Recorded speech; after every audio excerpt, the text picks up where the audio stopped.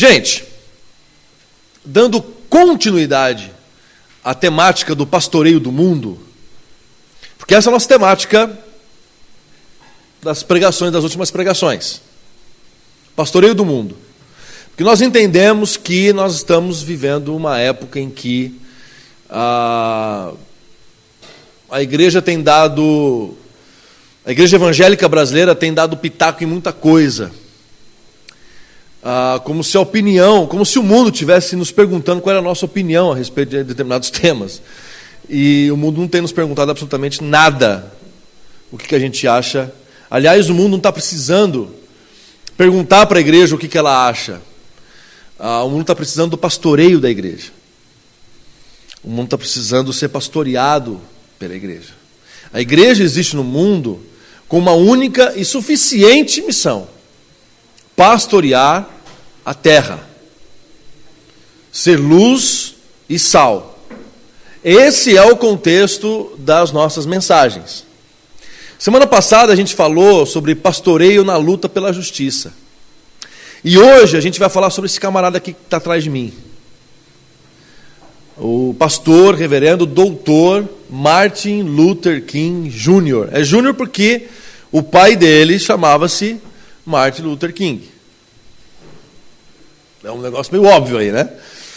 Mas as pessoas chamam muito Martin Luther King, mas na verdade é o Martin Luther King Jr. E como que foi a vida do pastoreio do Luther King nessa luta pela justiça?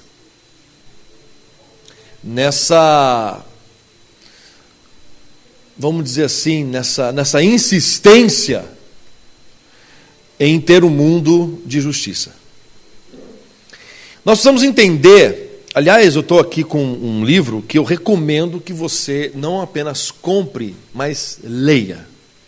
É esse livro aqui, escrito pelo Claiborne Carson, ele é o organizador, chamado A Autobiografia de Martin Luther King Jr. Esse livro aqui não é, assim, o título é uma autobiografia, mas a ideia, no começo ele explica. Luther King não deixou absolutamente nada escrito como autobiografia. O que ele deixou escrito e o que nós temos hoje são vídeos de discursos, entrevistas, palestras, escritos, diários do Luther King. A autobiografia, esse nome de autobiografia, foi, na verdade, o que esse Claiborne Carson fez ao compilar escritos e vídeos e falas do Luther King em um livro escrito em primeira pessoa. Então é como se o Luther King de fato estivesse escrevendo esse livro. Então é de uma preciosidade e de uma urgência essa autobiografia ser lida e estudada nas igrejas evangélicas brasileiras hoje. É uma urgência. É uma urgência. Para você entender o contexto do Luther King, você precisa entender que nós estamos falando de um país que a segregação racial era lei.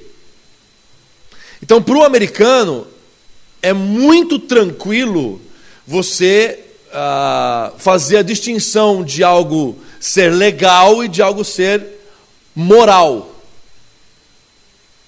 É imoral a segregação, mas era legal. Era aprovado. Era lei, principalmente no sul dos Estados Unidos.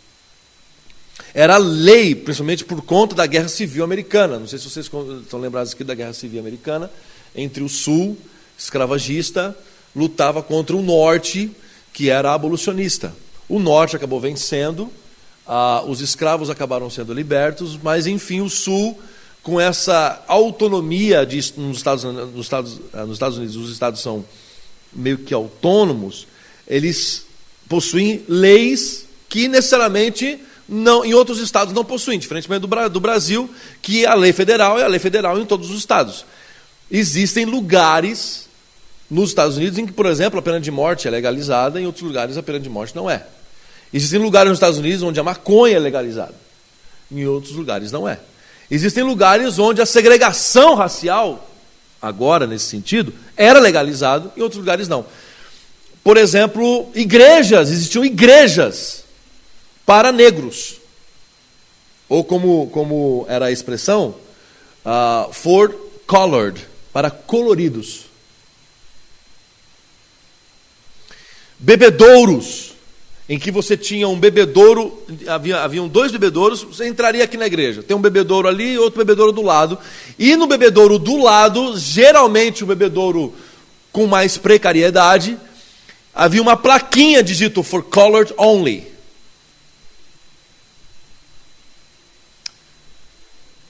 Os negros não votavam. Havia uma legalidade que não, os negros podem votar, mas eram exigidos absolutamente. Não sei quantos aqui assistiram aquele filme Selma. No começo do filme, a personagem que era interpretada pela Oprah, ela precisava decorar a Constituição americana, porque o cara lá que daria aval para ela votar perguntava: o que diz a Constituição americana? Enfim, recite a Constituição. E ela recitava. Porque era uma questão segregacional e racista, institucional, num país dito protestante cristão. Os ônibus, havia um espaço dentro dos ônibus, e geralmente esses espaços eram os bancos de trás, reservados para os negros, os bancos da frente reservados para os brancos. Ah, mas e se tivesse vaga no banco dos brancos? Não era para ser sentado, era para ficar em pé. Não se sentava. Os brancos podiam sentar nos lugares dos negros, mas os negros não lhes era permitido sentar nos lugares dos brancos. Fora os tratamentos que, por essa legislação acontecer, você legitimava comportamentos como violência, morte, o enforcamento de negros pela Ku Klux Klan. A organização, que aliás era uma organização feita por brancos, crentes, evangélicos, liderados por evangélicos.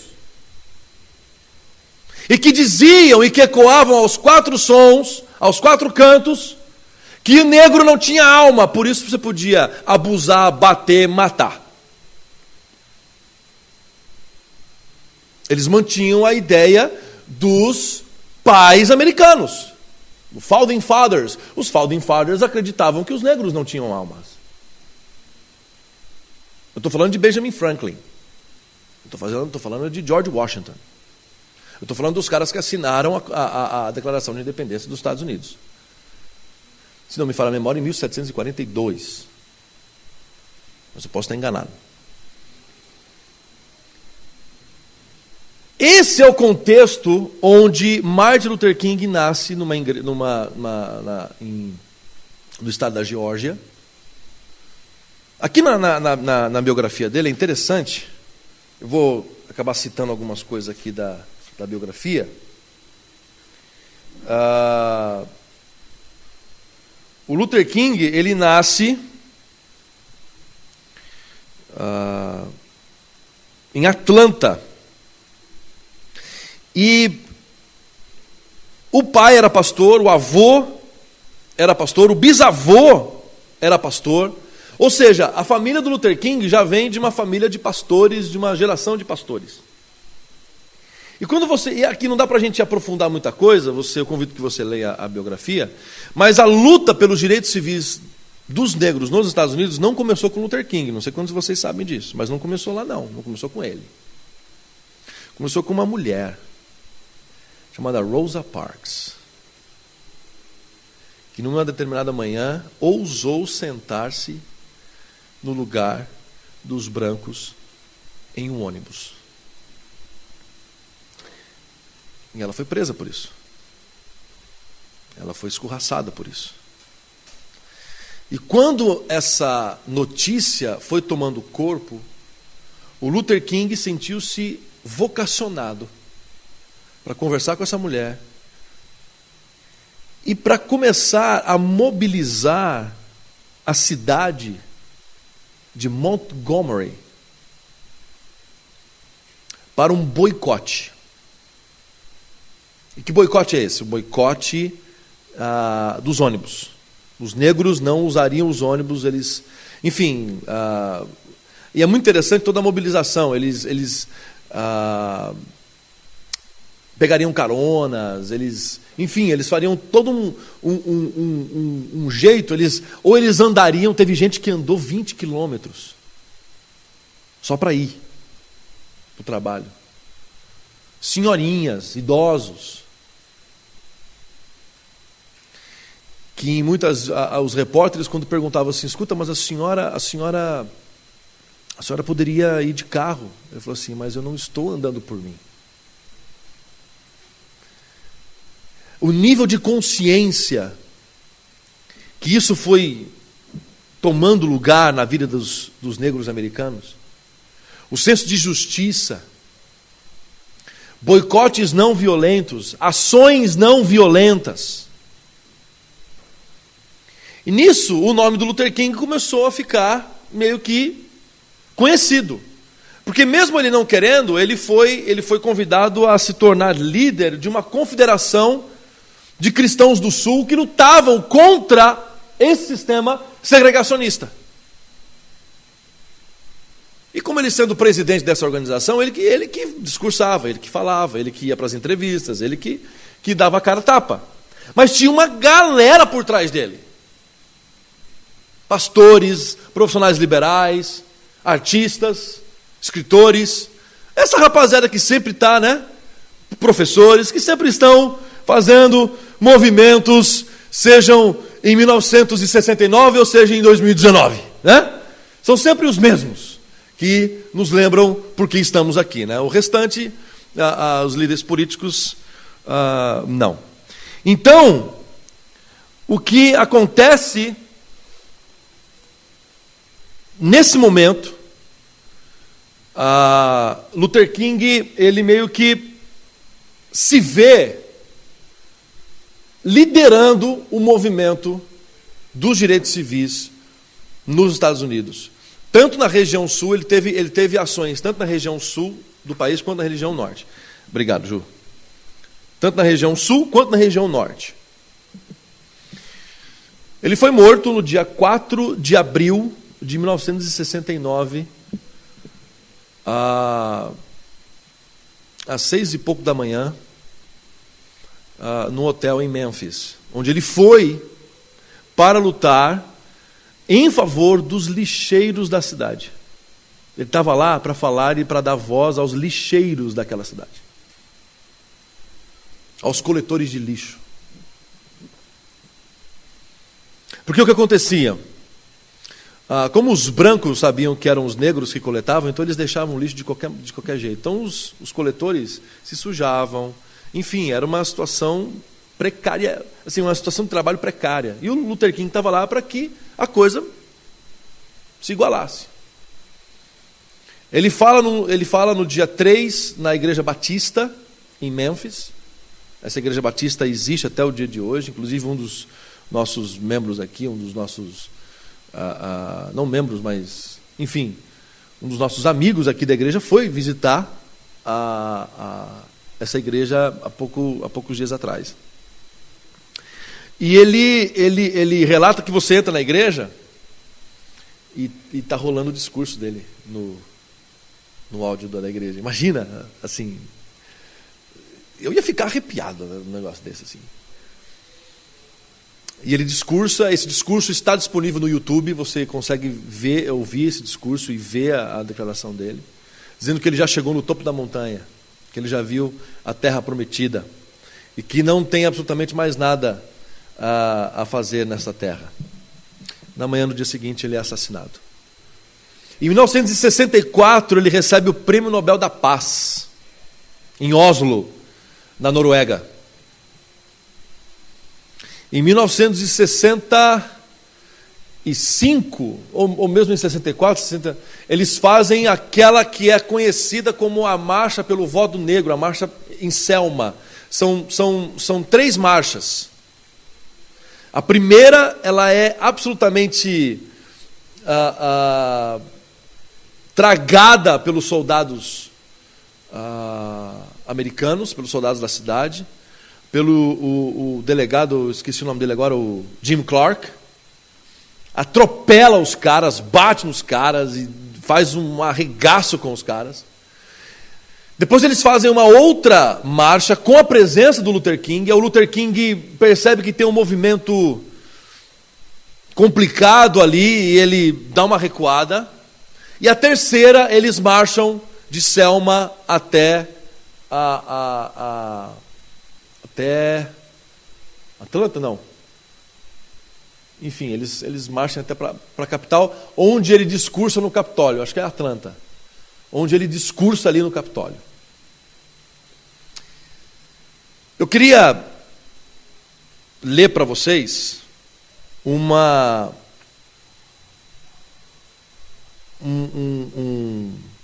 trecho que ele... em 68, ou seja, um ano antes do seu assassinado, acho que em 68, aliás, 68 não, 63, ele faz aquele discurso conhecidíssimo, I have a dream today, eu tenho um sonho, em que na sua preparação, ele prepara esse discurso na noite anterior à marcha, ele não conseguia escrever ou produzir absolutamente nada, muitas vezes aqui na biografia deixa isso muito claro, muitas crises de depressão, muitas crises de tristezas. Até então não se conhecia, mas você percebe alguns sintomas de pânico no próprio Luther King. Claro, seus amigos sendo assassinados, sua família sendo vítima de atentados à bomba dentro de casa. Ele estava fazendo uma campanha em outra cidade, ele recebe o telefonema que uma bomba tinha estourado na varanda da casa dele, onde estavam na casa a esposa e a filhinha, a primeira filhinha deles, de quase 1 ano de idade, bebezinha. Ele volta e percebe que a casa está em ruínas, mas a esposa e a filhinha estão vivas, estão bem, não sofreram nenhum arranhão.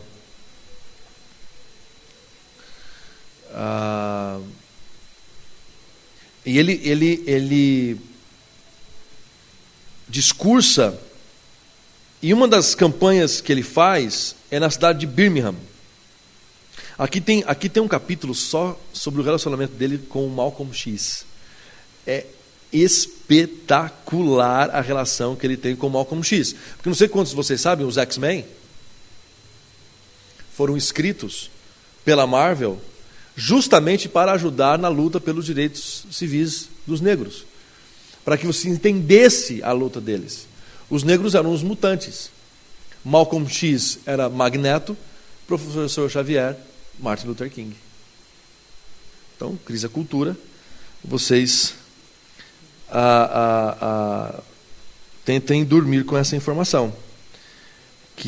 Por isso que o Magneto quer porrada. Por isso que o Magneto resolve as coisas dizendo o seguinte: vem, vai tomar pancada. Se vier, vem. Do jeito que vier, vai voltar. E o Xavier não. O Xavier quer conversar com os caras. O Xavier quer tratar os caras como irmãos. O Xavier chama os irmãos Homo sapiens. Fica tudo assim. O Luther King, um dado interessante, o Luther King aqui, ele não é daquele discurso de supremacia negra. Ele não tem esse discurso. O discurso do Luther King é o mesmo discurso das feministas. Igualdade. Igualdade. Ele sempre fala dos brancos como os nossos irmãos brancos. Os nossos irmãos negros. Ele sempre vai tratar dos caras, com o pessoal, com irmandade. Ele nunca estabelece nós e eles, ou no caso, nós e eles. Ele levanta a problemática que os brancos, a segregação estava trazendo. Que eles sim estavam dizendo nós e eles. Luther King não. Luther King dizia apenas nós. Os nossos irmãos brancos, os nossos irmãos brancos, os nossos irmãos brancos.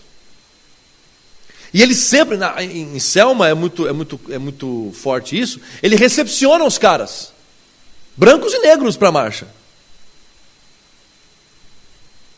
parênteses aqui. Talvez eu acho que o ano passado foi comemorado não sei quantos anos da morte do Luther King.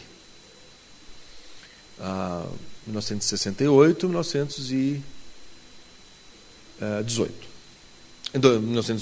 2018. E aí, por conta dessa loucura que o nosso país está vivendo, algumas pessoas começaram a trazer temas, dizendo o seguinte, que o Luther King, os esquerdopatas ficariam arrepiados com os discursos do Luther King, porque o Luther King era contra o aborto. Porque o Luther King era a favor do porte de armas. Que o Luther King... Mentira. Está aqui um texto para provar isso para vocês. Luther King, ele era da não violência, pelo amor de Deus. Assim, só para começar aí.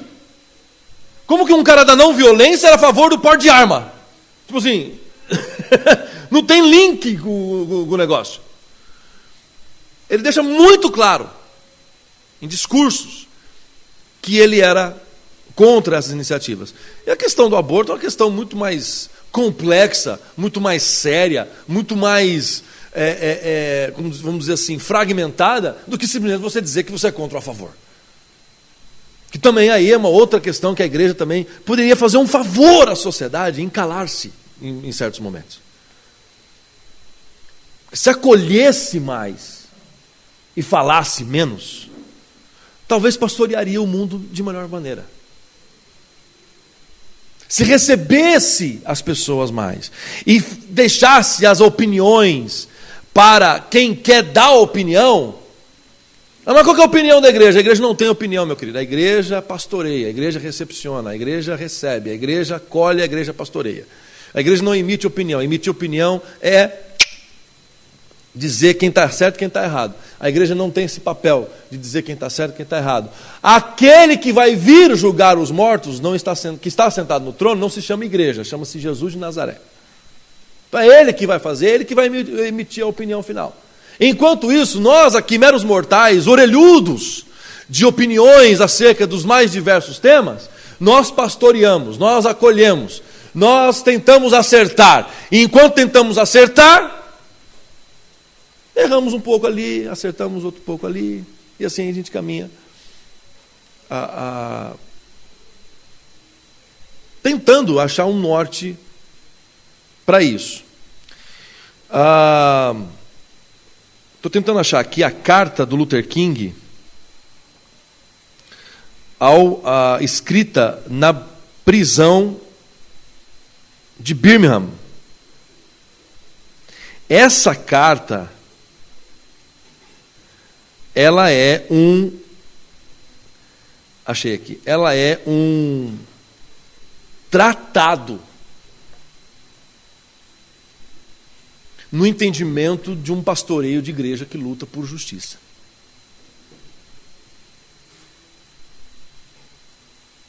Olha o que ele diz. Lembro-me ter dito que muitas vezes em nossa luta a igreja havia se assemelhado a uma lanterna traseira, não a um farol dianteiro. Ele escreve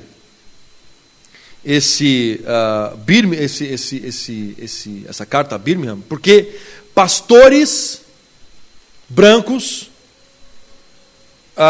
criticaram as ações do Luther King com respeito, enfim, que ele estava causando muita balbúrdia, ele estava causando muita bagunça, estava atrapalhando a vida dos gente de bem da comunidade americana. E ele escreve essa carta para os sacerdotes, ele escreve essa carta para os pastores. E ele começa dizendo o seguinte: estou em Birmingham porque a injustiça está aqui. Eu não estou aqui a convite de ninguém, eu não estou aqui a passeio, eu estou aqui porque a injustiça está aqui. Tenho consciência do interrelacionamento de todas as comunidades e de todos os estados. Não posso ficar placidamente sentado em Atlanta sem me preocupar com o que acontece em Birmingham. A injustiça em algum lugar, isso aqui eu usei a citação na propaganda no Instagram do Café e Pique. A injustiça em algum lugar constitui uma ameaça à justiça em toda parte.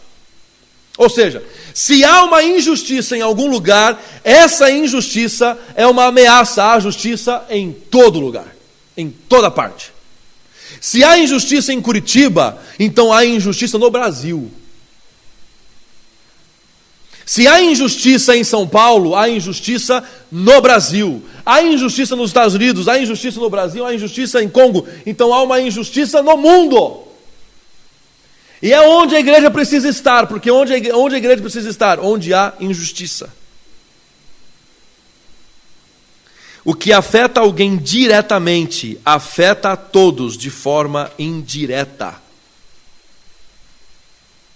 Por mais lamentável que seja, eu estou pegando aqui apenas algumas citações aqui do texto. Olha que interessante ele fala aqui, olha. Não tenho receio da palavra tensão. Tenho manifestado sinceramente uma oposição à tensão violenta, mas existe um tipo de tensão construtiva não violenta que é necessária para o crescimento. Tal como Sócrates percebeu ser necessário criar uma tensão mental a fim de que os indivíduos pudessem escapar da submissão aos mitos e às meias-verdades para o reino da liberdade de análise criativa e da avaliação objetiva, vemos da mesma forma a necessidade de estímulos não violentos para criar na sociedade o tipo de tensão que ajudará os homens a sair das profundezas sombrias do preconceito e do racismo para os píncaros majestosos da compreensão e da fraternidade. Um homem escrevia bonito. Não tenho receio da tensão, é necessário. Mas a gente precisa ter um pouquinho mais de paz aqui. Paz sem voz não é paz, é medo. Já dizia os poetas do Rapa. A justiça, ele vai citar aqui, ele vai citar alguns autores, ele cita o Reinhold Niebuhr, dizendo o seguinte: a justiça por muito tempo retardada é uma justiça negada. Ele está escrevendo isso aqui, gente, para pastores. O que me leva ao contexto, porque a gente começa assim, poxa, mas ele está falando coisas tão óbvias. Mas o óbvio, quando ele precisa ser dito, ele não é tão óbvio assim.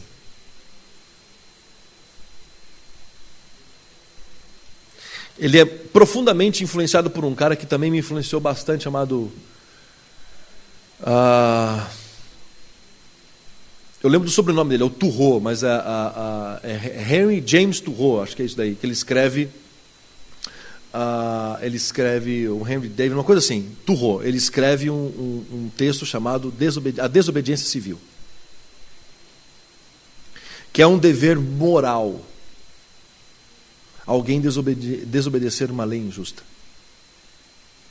Luther King ele é pautado por isso, é moral, é um dever moral, desobedecer uma lei injusta.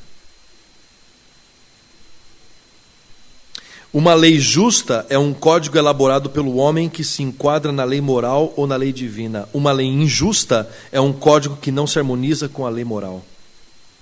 Tomás de Aquino, seu parente, Aquino. Uma lei injusta é uma lei humana que não tem raízes na lei natural e eterna. Toda lei que eleva a personalidade humana é justa. Toda lei que a degrada é injusta. Martin Luther King. Isso aqui é sensacional. Nunca deveríamos esquecer que tudo aquilo que Adolf Hitler fez na Alemanha foi legal. E tudo que os lutadores pela liberdade fizeram na Hungria foi ilegal.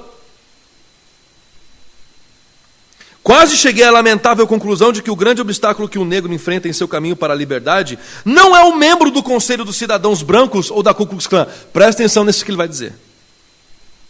Mas o branco moderado, mais devotado à ordem, entre aspas, do que à justiça, que prefere uma paz negativa, que é a ausência de tensão, a uma paz positiva, que consiste na presença da justiça, que constantemente afirma: concordo com você em relação ao seu objetivo, mas não posso concordar com seus métodos de ação direta, que acredita paternalisticamente ser capaz de estabelecer a agenda para a liberdade de outro homem, que vive segundo o conceito mítico de tempo e que constantemente aconselha o negro a esperar por um momento mais conveniente. Você consegue fazer a ponte do que a gente está vivendo no Brasil hoje?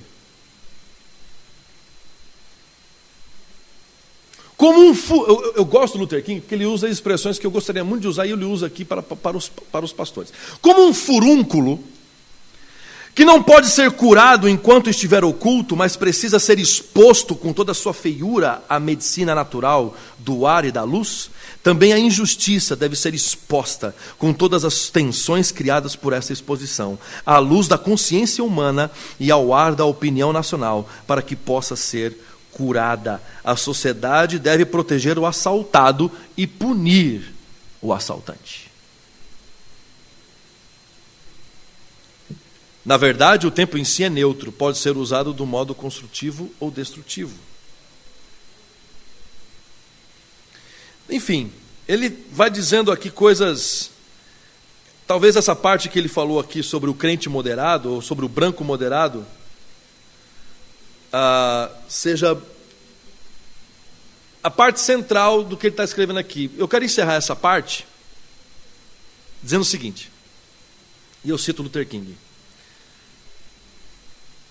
Naqueles dias, a igreja não era meramente um termômetro que registrava as ideias e os princípios da opinião popular. Isso aqui é sensacional. Era um termostato que transformava os costumes da sociedade. Sempre que os antigos cristãos entravam numa cidade, as pessoas no poder ficavam incomodadas e imediatamente tentavam prendê-los por serem, entre aspas, perturbadores da paz e agitadores forasteiros. Aqueles que estão virando o mundo de cabeça para baixo estão entre nós. Atos capítulo 7 e capítulo 17. Quando eles estão indo para a casa de Jason, e quando eles chegam lá na casa de Jason, chega aos ouvidos dos líderes que os cristãos estavam ali, eles dizem, aqueles que estão bagunçando o mundo, aqueles que estão causando transtorno no mundo estão entre nós. Se você queria uma passagem bíblica para isso, está aí. Mas os cristãos continuavam sua marcha na convicção de que constituíam uma colônia do céu, da qual se exigia a obediência a Deus, não aos homens. Pequenos em número, eram grandes em seu compromisso. Estavam intoxicados demais pelo divino para serem astronomicamente intimidados. Eu gosto dessa expressão. Infectados, né? Intoxicados demais pelo divino. Com seu esforço e exemplo, puseram fim a perversidades antigas, como o infanticídio e as lutas de gladiadores. Longe de ser ameaçada pela presença da igreja, a estrutura de poder da comunidade em geral é consolada por sua aprovação silenciosa. No Brasil nem tão silenciosa assim. E muitas vezes declarada das coisas como elas são. Se a igreja de hoje não recuperar o espírito de sacrifício da igreja antiga, vai perder a autenticidade, alienar a lealdade de milhões a ser desprezada como um clube social irrelevante, sem significado no século XX. Essa carta é um tratado. É um tratado. Tem um outro momento extremamente importante na vida do Luther King, que foi quando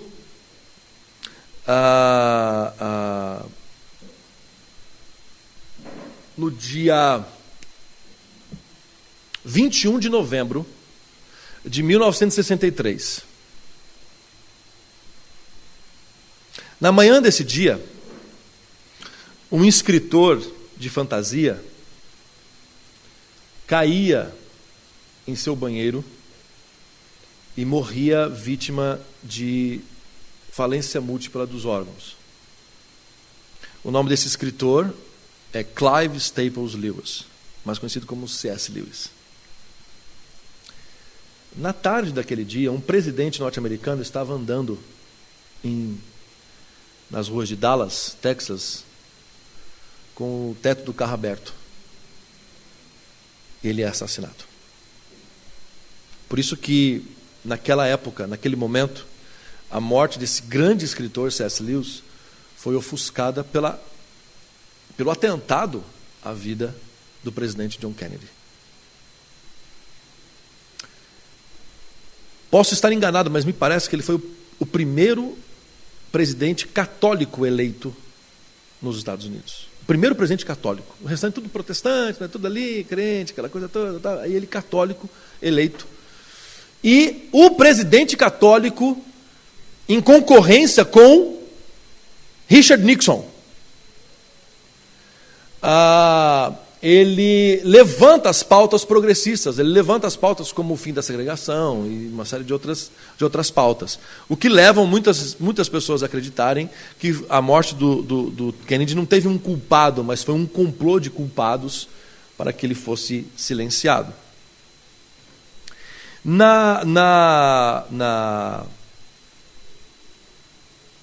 No funeral do Luther King, no funeral do Kennedy, ele faz um discurso, que eu estou tentando achar aqui, que é um discurso que ele faz em 1963. E esse discurso, gente, é de uma atualidade absolutamente assustadora. Assustadora. E eu vou ler para vocês aqui.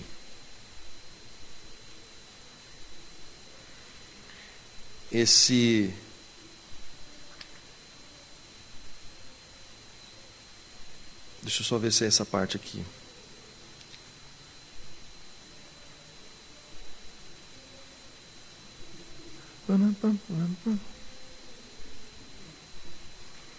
Aqui.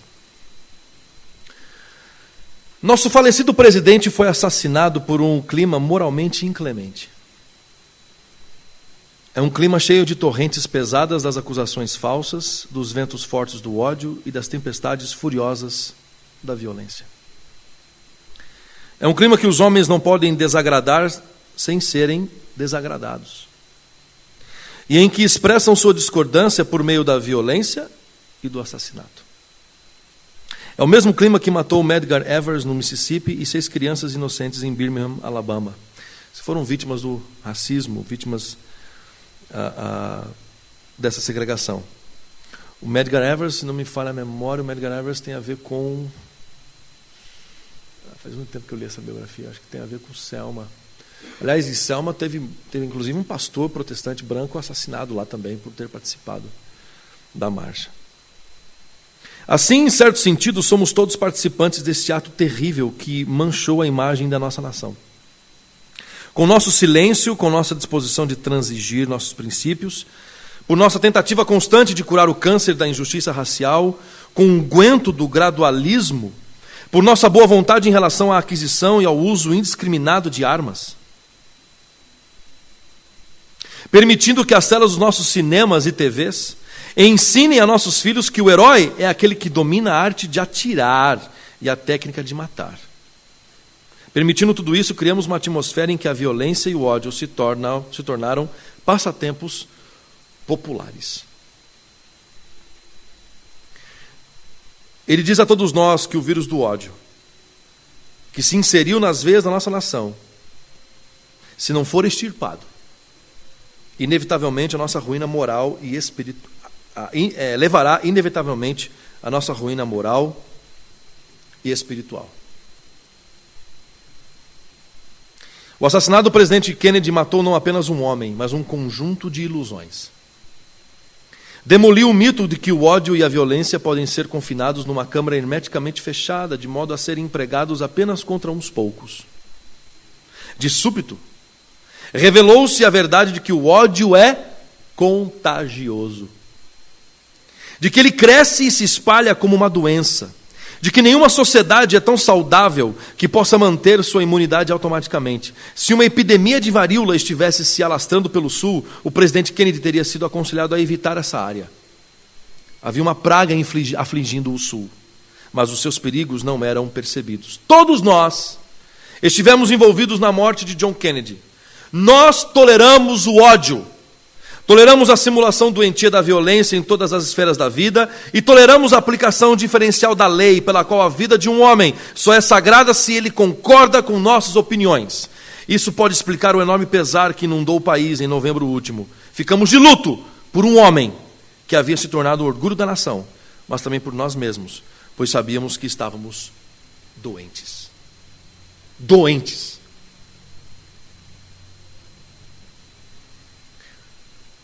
Em sua morte, o presidente Kennedy tem muito a dizer a cada um de nós. Ele tem algo a dizer a todo político que alimenta seu eleitorado com o pão azedo do racismo e a carne podre do ódio. Tem algo a dizer a todo sacerdote que observa as perversidades do racismo e permanece calado por trás da segurança dos vitrais. Tem algo a dizer aos devotos da extrema-direita que despejam palavras venenosas como a Suprema Corte e as Nações Unidas e rotulam de comunistas aqueles os quais não concordam. 1963. Mas ele não se cala aqui só. Tem algo a dizer a uma filosofia comunista equivocada, pela qual os homens aprenderiam que os fins justificam os meios. Está aí alguns da Lava Jato que talvez estejam crendo nisso. E que a violação e a negação da liberdade básica são métodos justificáveis para se atingir o objetivo de uma sociedade sem classes.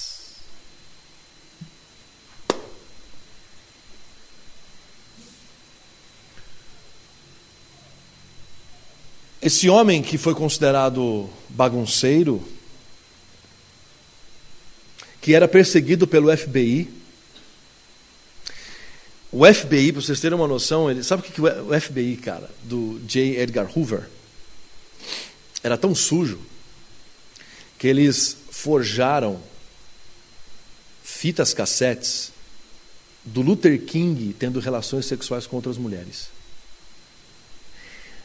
E eles pegaram essas fitas e mandaram para a Coretta King, a esposa do Luther King. Em Selma tem essa cena muito bem descrita, e essa cena é histórica. O Luther King sentado no sofá, a Coretta sentada no outro sofá, e ela dá play na fita, e eles começam a escutar a fita juntos, imaginem. E a única coisa que o Luther King vira para ela e fala assim: não sou eu. E ela vira para o Luther King e diz assim: eu sei. Eu sei o barulho que você faz na cama. A intimidade e a fortaleza que essa Coretta... A Coretta King é outra... São vários personagens, né? Tem o Malcolm X nessa questão mais da violência, enfim. Mas você tem a Coretta King, você tem Ralph Abernathy, você tem o Martin Luther King, você tem o John Lewis, que hoje é congressista nos Estados Unidos, você tem o Andrew Jackson, você tem tantos outros personagens próximos ao Luther King que fizeram e que fazem até hoje. Tem um programa na Netflix chamado David Letterman Entrevista Sem Introduções. E ele entrevista, acho que um dos convidados ali da primeira temporada é o Barack Obama. Veja essa entrevista. Está no Netflix. Se você tiver Netflix, assista lá. Veja essa entrevista. Num determinado momento da entrevista, o David Letterman vai até Selma com o John Lewis, que foi um dos caras que organizaram a marcha de Selma.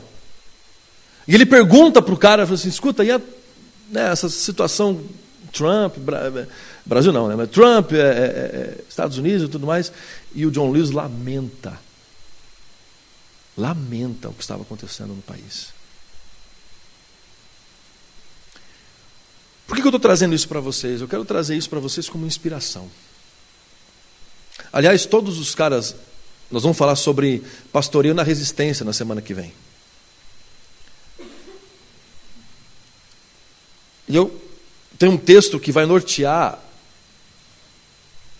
as mensagens biográficas. Tem muita coisa, gente, que a gente poderia falar aqui, mas o tempo não nos permite. Então eu recomendo para você a leitura desse livro aqui. Vai lá na livraria Curitiba, no Shopping Barigui, e pergunta pelo Alex. Principalmente na parte da manhã, ele está trabalhando na parte da manhã agora. Ele conseguiu, acho que, dar uma mudança ali no horáriozinho dele. E vai lá e fala assim: Alex, eu estou aqui atrás da autobiografia do Luther King. Ou se você quiser, se você achar muito mais cômodo e muito mais confortável, a editora é a editora Zahar. Você pode comprar no site da editora. Você vai pagar um pouquinho salgado, é um livro de 400 e poucas páginas, 460 e poucas páginas, pegando aqui as notas, mas é um livro que vale a pena. Está entre os meus 3 tops. Está no meu top 3 dos livros que eu já li na minha vida. O primeiro, disparado, Evangelho Maltrapilho. Disparado foi o livro que, enfim. O segundo livro é A Última Batalha das Crônicas de Nárnia. Só que para você entender a Última Batalha, você precisa ler os outros 6, né, as outras 6 crônicas, então, enfim. Mas A Última Batalha, para mim, foi um livro que a cada página, a cada capítulo, eu terminava chorando, porque era um negócio absolutamente incrível, mágico, esperançoso. E a autobiografia de Martin Luther King em terceiro lugar. Esse livro aqui é livro de cabeceira. Depois que a gente falar sobre a resistência, nós vamos falar sobre um outro sujeito, chamado Dietrich Bonhoeffer. Não sei se você já ouviu falar sobre Dietrich Bonhoeffer. Se você não ouviu falar, nós vamos falar sobre ele daqui a 2 sábados. Só para vocês terem um gostinho, Dietrich Bonhoeffer foi um pastor luterano, alemão, que liderou a Igreja da Resistência, é o nome da igreja, Igreja da Resistência, durante o governo de Adolf Hitler. A guerra acabou dia 8 de abril de 45. Mais ou menos. Foi em 45, foi em abril de 45. Ele é assassinado dias antes do fim da guerra, no campo de concentração. Por que eu estou dizendo isso para vocês? Eu vou ler um texto bíblico que vai nortear as nossas mensagens biográficas.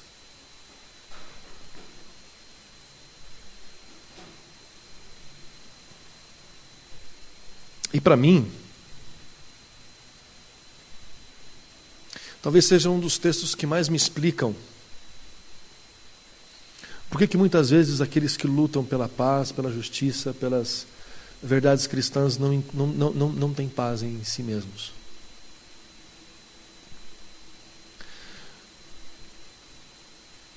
Eu lendo a biografia do Luther King, eu vejo um cara... Tem muita gente que fala assim: nossa, prêmio Nobel da Paz, né?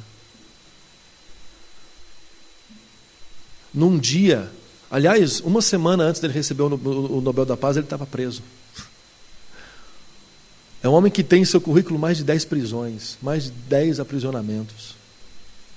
Toda cidade que ele ia, ele era preso. Toda cidade que ele ia, ele era preso.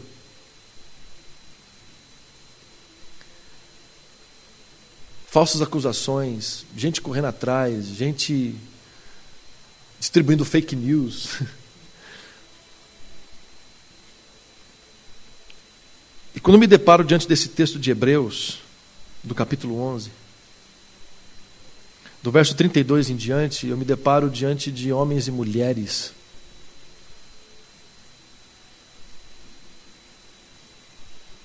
que não tinham paz em si mesmas porque elas não tinham esse direito.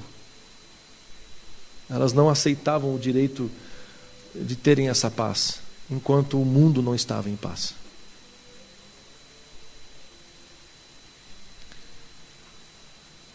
Poderia prosseguir, mas não há tempo. Ainda há muitos outros. Gideão, Baraque, Sansão, Jefté, Davi, Samuel, os profetas. Por seus atos de fé, eles venceram reinos, fizeram obras de justiça, viram promessas cumpridas. Foram protegidos de leões, incêndios e ameaças de morte, transformaram a desvantagem em vantagem.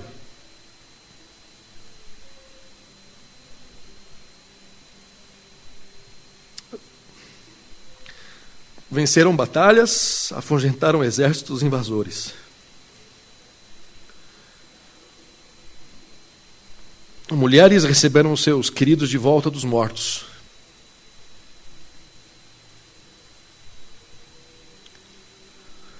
Foram eles que, sob tortura, se recusaram a desistir a ser libertos ou libertados, preferindo algo melhor, a ressurreição.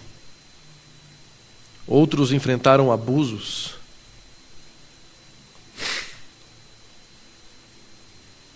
Açoites e, sim, algemas e prisões.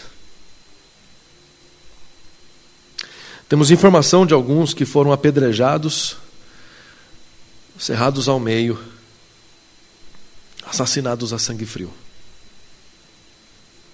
História de homens vagando pela terra em peles de animais, sem teto, sem amigos, sem força. O mundo não os mereceu. Vivendo como podiam nas periferias cruéis do mundo, entretanto, nenhum desses exemplos de vida e de fé puseram a mão na recompensa prometida. Deus tem um plano melhor para nós. Que nossa fé se junte a deles para formar um todo completo, como se a vida de fé que eles tiveram não fosse completa sem a nossa.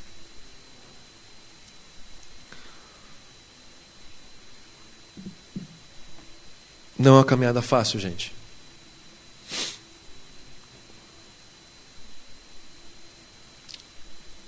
Ser quem Deus quer que a gente seja. Não é fácil ser autêntico no mundo de fake news.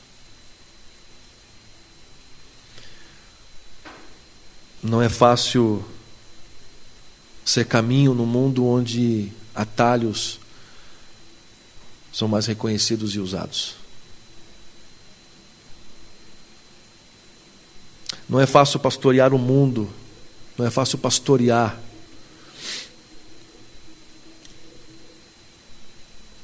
numa realidade onde se pedem heróis. Não é fácil entrar no mar revolto contra o vento e contra as ondas.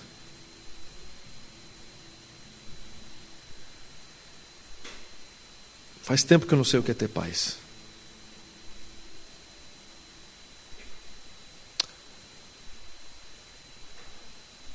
Faz tempo.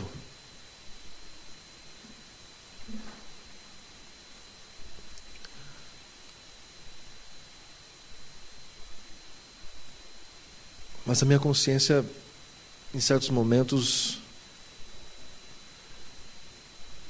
me traz tranquilidade.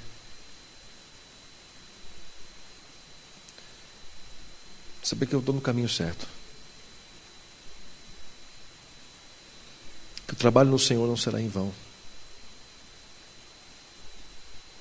Se eles não viram as promessas cumpridas, se o Luther King não viu muita sua luta ser concluída, e essa luta não está concluída ainda, ele recebeu algumas conquistas, como por exemplo o direito do voto,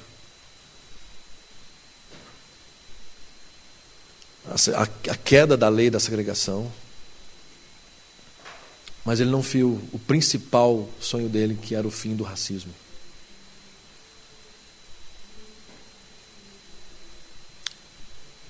Talvez a gente não veja o fruto do nosso trabalho. E se a gente basear pelo texto de Hebreus, a única certeza que a gente pode ter é que muito provavelmente a gente não vai ver o fruto do nosso trabalho. Mas eu quero encorajar vocês na noite de hoje. Talvez também me encorajar.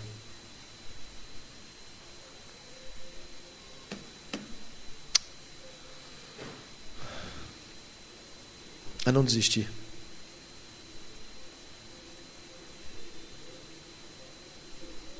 Encorajar vocês a a resistirem. Como, Cris? Sabe o que vem a gente conversa sobre isso? Deus abençoe vocês. Vamos orar? Pai, obrigado por essa noite.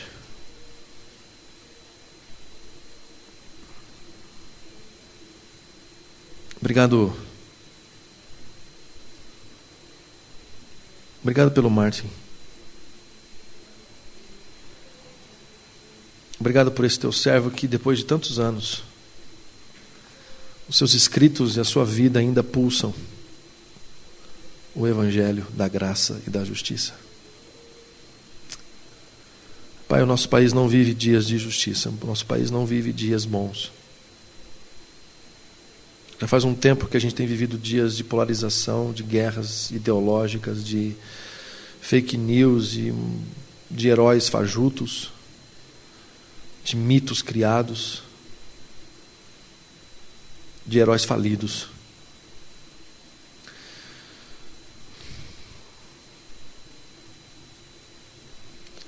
E a tua igreja está tão maculada com isso, Pai.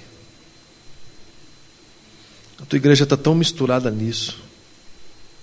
A tua igreja é tão responsável por essa balbúrdia, por essa bagunça, e essa sim é a verdadeira balbúrdia e bagunça, que a única coisa que a gente tem a pedir ao Senhor é, por favor, Pai, tem misericórdia de nós. Tem compaixão de nós. E que a gente viva um avivamento não presente em estádios, mas que a gente viva um avivamento presente na vida cotidiana, que tem impactos significativos e relevantes nas estruturas da vida humana, onde quer que a gente esteja, a começar por nós mesmos. Em nome de Jesus. Amém.